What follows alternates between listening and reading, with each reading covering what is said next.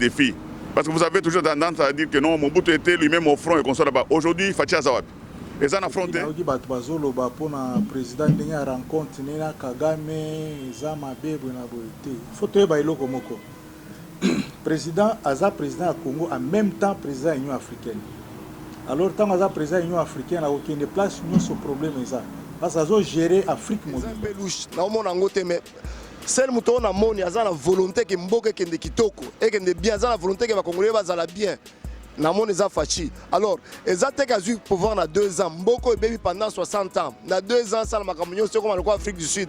Je ne crois pas que to senga epé mingi eza bongo taza nzambe te aza pe magicien te micro baladère eza na bokasi ya maison mibale kaka ndezo soutenir masolo ya mboka plus 3 na kati ya mboka oyo ndenge tozo sala musala oyo tobosani te agence la grâce oyo eza coaché na mama Fatou ye muto azosala keno tolenda toujours tosala makambo ezala bien ba transfert na bino kitoko soko tiki biloko ekomi nango sans problème eza te keno eloko moko ekomi na retard eloko oyo donc ata mariage eza nango dimanche otindi biloko ekoma nango sans problème sans oublier dynamic screen ye muto azosala keno printing eza nango bien nayebisaka bandeko tu baza na kati ya Durban zala fier koma wana milata déjà na t-shirt avant que baya kolata yo na cercueil okomi kuna ba osala bien ata tasi ozomela mai na palais soki babeti pe photo na kuna bana bazotambwa nango esala pe bien esala pe jolibilité politique a Fati et l'équipe politique a monde mobimba nji nkwambele nungu biji wenz biji ulaya mbita bantu mitu bavu baseka bambani ka kwenza bo aluto eske yana fika ko estany wakambani ngindo kusomeni bena est ngisome kugomba lelo udi kugoma musomba muita buje bwani nkenga ni bana betu badi bashala benda bakula byakula byachanana kabene ni bwana shumoto kimma politique to Fachi udu baleje politique. On avait arrangé quelque chose pour le 30 juin, mais juste pas plus longtemps qu'hier, le chef de l'État, le président sud-africain Ramaphosa, a suspendu toutes les activités, bien toutes les rencontres de plus de 50 personnes. Les actions du chef de l'État et n'oubliez pas aussi de soutenir Richard Masolo. Merci beaucoup. Soutien à Bino et ça la bien. Vous s'abonnez, belé, beaucoup de sites à Bino, on a la fierté à Durban, ban Afrique du Sud, place tout Bozali, s'abonner, cliquer car ça dans le côté, au Tcheka Moussapi, et Kotim Malamoko, Olanda Magamutu, ceux qui te Kotimo et Logo, aux Anatanya, Olanda Biso, Kotala Biso. Tu peux si Bino Moté, c'est tout Bozali, vous scotchez toujours dans Masolo Mboka, et on a des références à Bino et Bana Durban. Merci.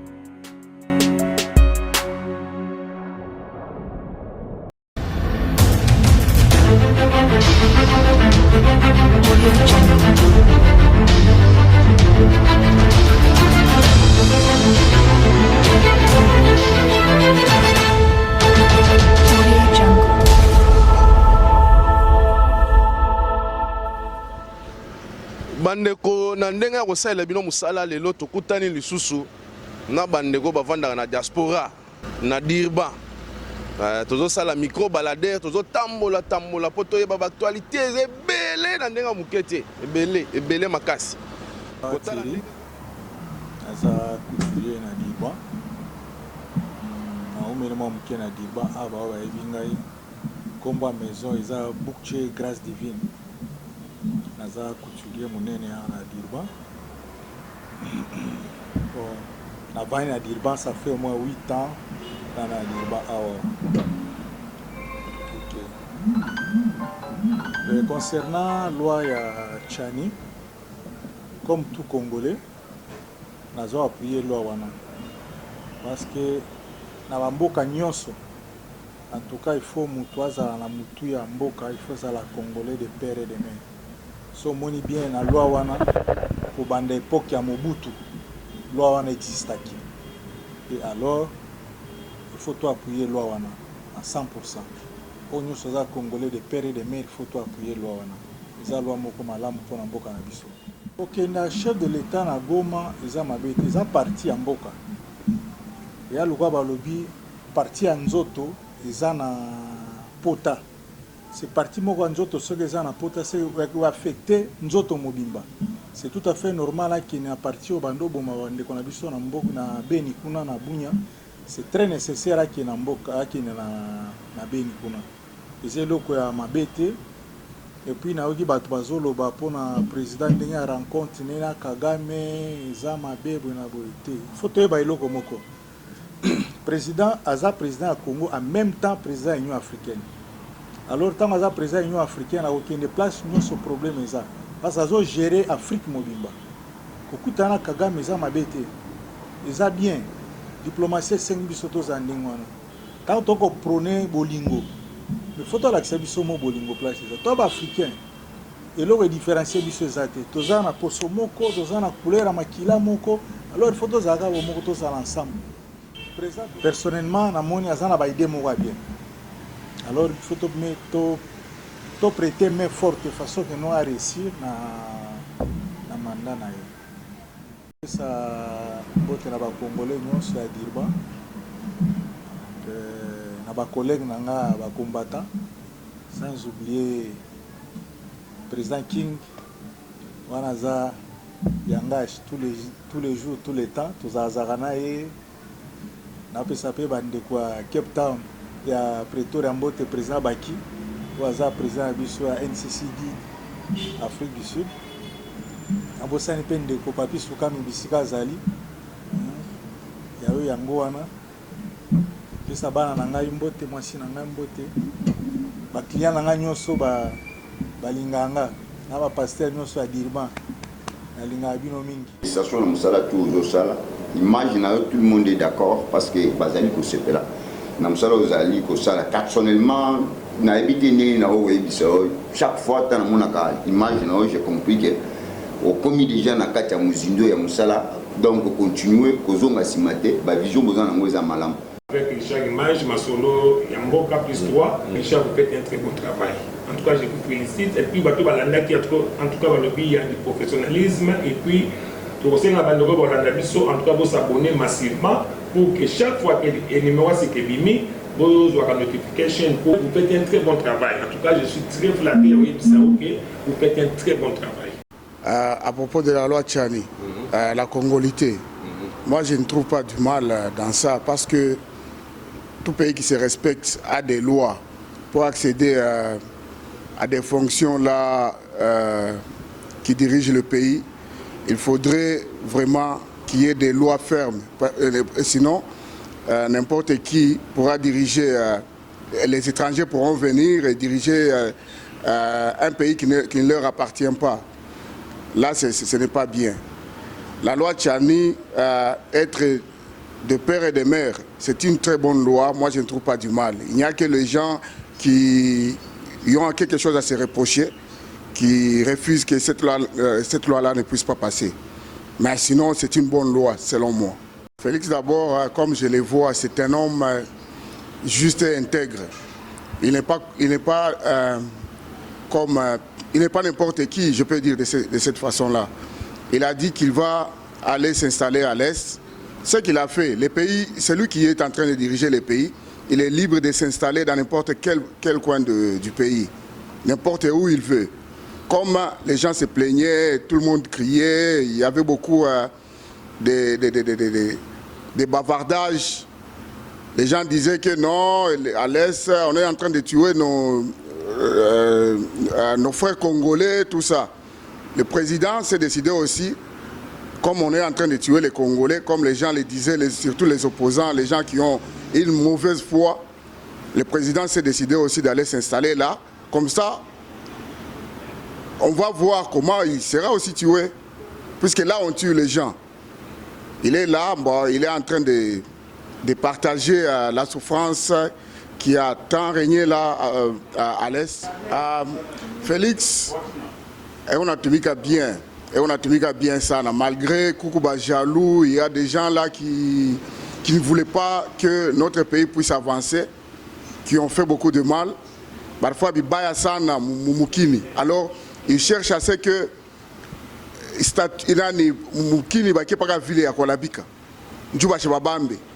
mais Félix, on a tenu qu'à bien, malgré les makali, on a moueka.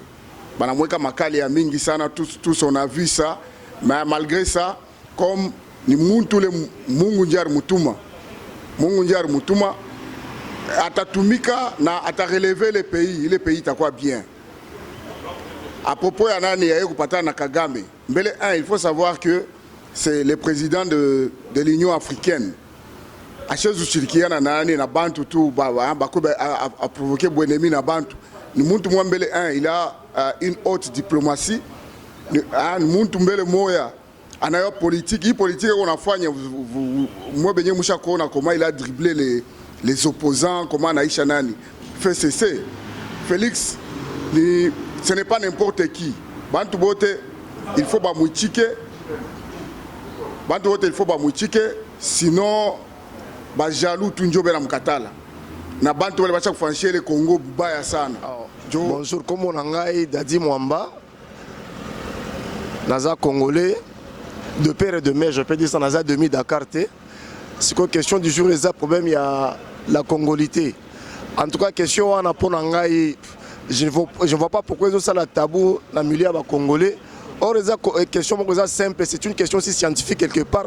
Tout fan de débattre en gros parce qu'ils ont visé Moutouté, ils ont visé par contre des ans de sécurité en Mboka. Loi en Ezamabé, proposition plutôt, parce que jusque là, ils ont une proposition, ils ont encore loi. Proposition en Ezamabé, ils ont bien. Pour Mboka, tout fan, tout yeba, parce que Mboka a besoin de comme infiltré depuis 1900 au moins 96. Alors, loi proposition à Chaniwana, ils ont bien. Bon, Makamoyo, son président Fachi à la Kaki Namboka, ils ont se réalisé. Alors, il y a un déboulonné système. Moutio, c'est moi qui a déboulonné système. Alors, il y a un fan dans l'Est. Azajan à Est. Alors, ceux qui t'ont raté à venir à Mboka, ils sont un peu louches. Mais celle qui a la volonté que Mboka est kitoko et que bien la volonté que les Congolais va bien. Namon eza fachi. Alors, ils ont eu pouvoir dans 2 ans. Mboko est baby pendant 60 ans. Dans 2 ans, ça le macamonio, c'est comme en Afrique du Sud. Je ne crois pas que tout ce qui est mingi. Ils ont bon tazan zambete, ils ont magicien té. Tout ce qui est mingi. Mboko est à beba. Alors, tout ce temps, mandat le besoin de tout le monde qui non avenir de bien. Bon, nous avons qu'il a bien. Il bien pour le Congo. Tout le monde qui n'a pas guerre qui ne la Russie, il est bon pour le pays. Dikembe, Mutomodi Kembe, ngana za mwana Dirba, toza en Afrique du Sud, tozo lobelaka kalikambo ya mboka pona ba Congolais, surtout biso ba Congolais, il faut tozana na bolingo, to lingana, to soutenir président Fachi pour mboka na biso kende liboso. Il y a les autres, toko tanga ba kombo na bango te bazolo ba ke ba olela ke ba Congolais te. Biso toza ba Congolais, toza derrière Fachi, tozo soutenir président na biso, to pese eta mboka na biso ebeba déjà kala oye aye musaleze belé, to pese eta tanata mboka ozala pena kitoko. On a santé ça bien, mais au moins que pas baptisé pas na biso te. Eza mboka mopaya. Ma communauté sur les cas eza bien te pourquoi parce que pour ça na biso il faut que tozonge pas na biso. Merci beaucoup. Toso na mwana mboka Laurent Lukoji, ye aza professeur ya makasi. Soko ye na ndenge moko ko calculer, yo moko ko yeba ndenge bo suka na ye po biki ya onde zo sala makambo. To me ko so na mwa muke. Toza na ba mwa makambo o tozo solola sur la loi ya Chani. Ndenge bato bazoko silika ba misusu ba komine tilokola baza visé pona yo en tant que mwana mboka. Et puis na ndenge musika diaspora yo trouver ondene. Évidemment, c'est une loi qui a coulé l'encre et la salive. Mais quant à moi, je ne vois rien. Pourquoi? Parce que tout homme qui aime sa femme doit la jalouser. Et tout homme, ou bien toute femme qui aime sa femme, son mari, doit les jalouser aussi. S'il n'y a pas la jalousie entre l'homme et la femme, ou bien entre les partenaires, s'il n'y a pas l'amour. Mais je ne peux pas comprendre un Congolais qui n'a pas la jalousie envers son pays. Et il va se dire qu'il est Congolais. Là, vraiment, vous avez compris ce que je veux dire. Et pour moi, cette loi ne me fait ni chaud ni froid. Parce que je trouve que c'est une loi qui doit encadrer, ou bien c'est une mesure d'encadrement, ou bien de la protection pour notre pays. Nous sommes ici à l'étranger. Nous avons beaucoup de Congolais qui se sont mariés avec les autochtones, c'est-à-dire avec les filles ou bien les femmes sud-africaines. Ils ont les enfants. S'ils soutiennent ça, c'est parce qu'ils connaissent déjà les imperfections ou bien les conséquences de cette loi-là. Nous avons tout intérêt en tant que Congolais de protéger notre patrimoine, notre bien, notre avoir, c'est le Congo. Alors on ne peut pas laisser le Congo dans les mains de n'importe qui. C'est pourquoi, quant à moi, personnellement, je suis d'accord avec la loi Tchani. Merci beaucoup. Wana mwana mboka Laurent Lokoji, il moko azo soutenir loi wana, il faut écouter. Malgré bato muso bazolo bageno, il moko na naza député té comment gogoya ko kotisa loi. Bon. Eza makambo. Mututu azalaka na besoin mboka ezala dirigé par mwana mboka. Jamais oya okuta na ndaku na yo okuta étranger avandi akwandi ko commander yo bon. Eza na sensité. Eza na sensité. Mais ndenge fachi azo sala makambo. Ndenge pe azo lekisa biso makambo mususu. On dirait neti. Eza na ngo kaka bien. Mais mitema mabe kaka nde ezo sala bato. Mwana mboka Richard Masolo, il faut na confirmer que fachi ndenge za wana aza représentant ya politique fêtière. Ce n'est pas un parvenu dans la politique, c'est celui qui connaît tous les problèmes du Congo. Il connaît toute la difficulté ou bien toutes les difficultés du Congo. Fachi ne travaille pas selon les émotions, ne travaille pas par les influences des réseaux sociaux, quoi que ce soit, c'est un homme d'État. Il est en train de répondre aux besoins du Congolais selon les temps et selon les besoins. Aujourd'hui, il a surpris non seulement Monde Mobimba, mais même les Congolais, et surtout Nakan, il y a des opposants, ils sont surpris.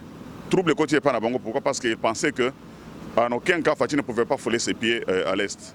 Aujourd'hui qu'il est à l'Est, pendant le moment qu'il pouvait s'attendre les moindres, ils sont surpris de voir que Fachi déjà a commis dans l'Est, mais dans une procédure que personne ne pouvait pas d'abord, même pas proposer. Jamais vous avez proposé même l'état de siège. Quand il avait dit que je vais m'installer à l'Est, on ne savait pas qu'il va utiliser quelle procédure. Mais nous sommes tellement surpris de voir, pape, état de siège, on déploie les gens et maintenant lui-même arrive sur le terrain. Aujourd'hui, il a lancé des défis. Parce que vous avez toujours tendance à dire que non, Mobutu était lui-même au front et qu'on soit là-bas. Aujourd'hui, Fachi Azawad. Ils ont affronté.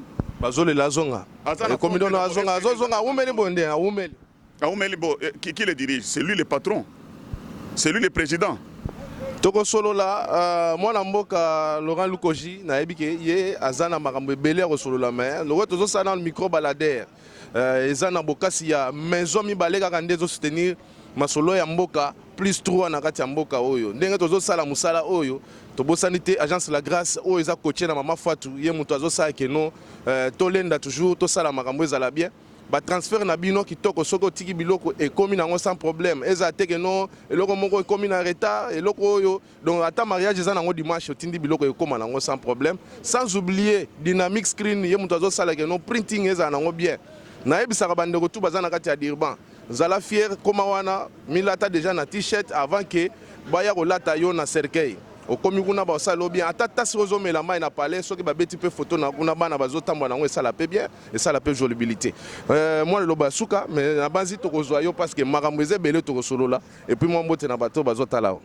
Non, je voulais d'abord confirmer aux Congolais que les 30 kalamingi te mais nazomona netu kwa makambo le kaka inaperçu.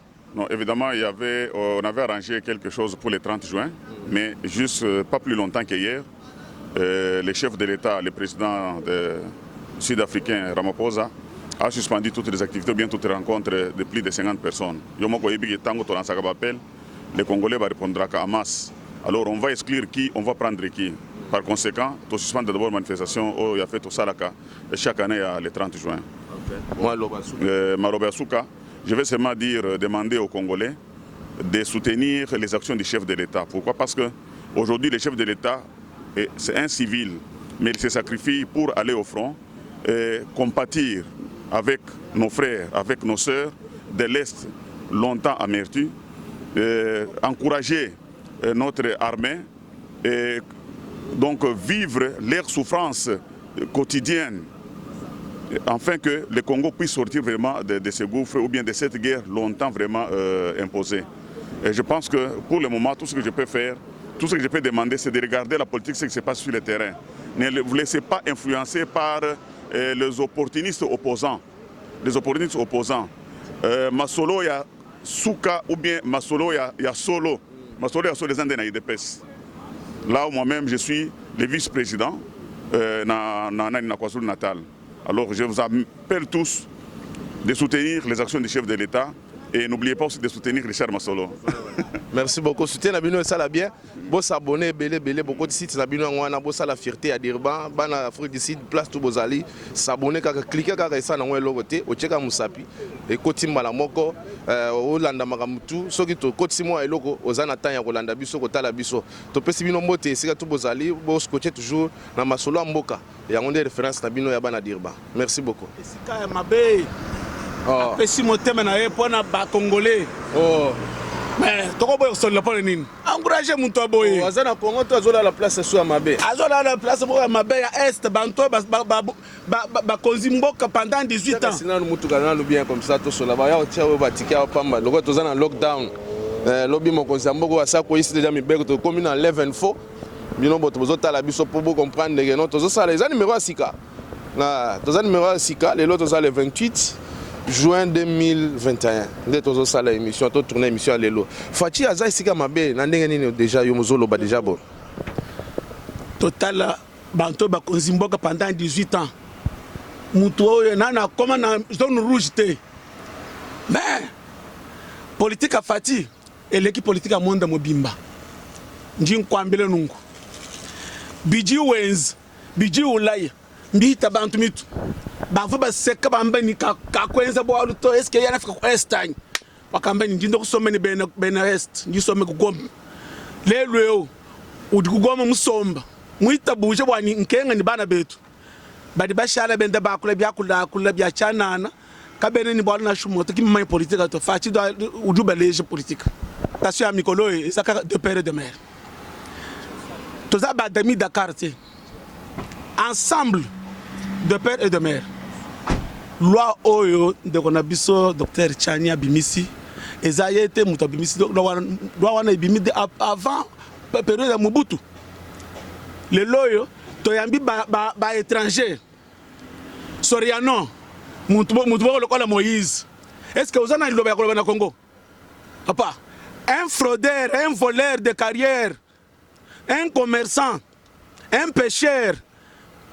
Aya akaloba mishiha aya akiba minere obimisa nga pona bo viser ka Moïse tonde poke yende mutu asopose na loi wana amiyebi moko naye na petio mususu muyambu petio muyambu yibi oya yibaki avion mbimba ba sardine ya ba soda moyibi mobimba lelo yo awuti soki wapi mboka na ye to yebite oyo Soriano aza mutu soki wapi nationalité triple Mutumoko, oya kokonza biso awa la Congolais, wana ese sila kala, osakanaka, béton. Moi il loba muke abatio batalio atama mbote sala bien. Merci beaucoup. Moi indingwele muchako itu. Bana betu. Tumbusha moi mubi.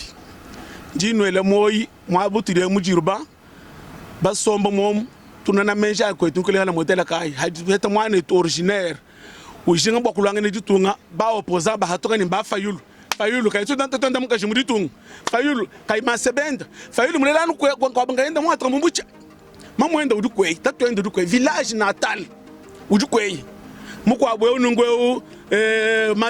mandef oyo BFR mandef depuis 18 ans akufela ta tantine na yete depuis 18 ans akufela ta leki na yete. Bon, merci beaucoup. Tout ça la micro balader. Tout ça déjà barkima na yo na ba impression na par rapport à loi Chani et puis na chef de l'état na Goma. Bon. Tout ça si mais loi Chani 100% ba ko signer yango ba ko adopter yango na assemblée. Merci. Merci beaucoup na Dynamic Screen, merci beaucoup na Agence La Grâce, merci beaucoup na Jean-Claude Katende na State, merci beaucoup na moko ya batu oyo azosala fierté na kati ya mboko oyo na makambo etali kiteni mboshili pasa yo yebi zaka ensemble. En tout cas soki bosepeli na musala lelo bobetela maboko epande ko na biso one touch mutu asali ke no makambo ezala bien masolo mboka ezosalaka makambo, c'est-à-dire soki oye opusani pembeni okoti na kati ya masolo mboka yeba kaka ozwa na yo recyclage oyeba kaka po masolo mboka distance ya mulai.